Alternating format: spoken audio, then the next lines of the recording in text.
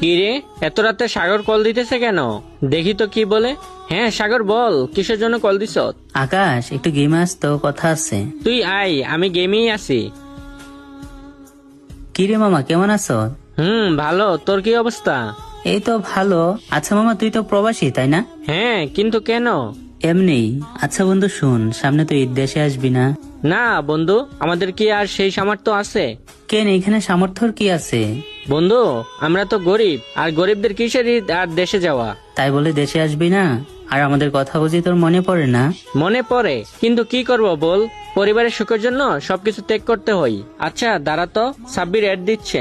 কিরে আকাশ, কি অবস্থা? এই তো ভালো, তোর? হ্যাঁ ভালো। আচ্ছা বন্ধু, তুই তো প্রবাসে থাকস, সামনে তো ঈদ, সালামি দিবি না? বন্ধু, তোদের জীবনটা কত সুন্দর তাই না?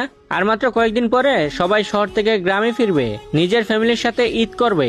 আমাদেরও তো মন চাই পরিবারের সাথে ঈদ করি, কিন্তু দেখ, হাজারবার চাওয়ার পরও নিজের মা বাবাকে একটাবারও ছুঁয়ে দেখতে পাই না। কিন্তু কি আর করার, কারণ ওই যে প্রবাস নামে জেলখানায় বন্দি।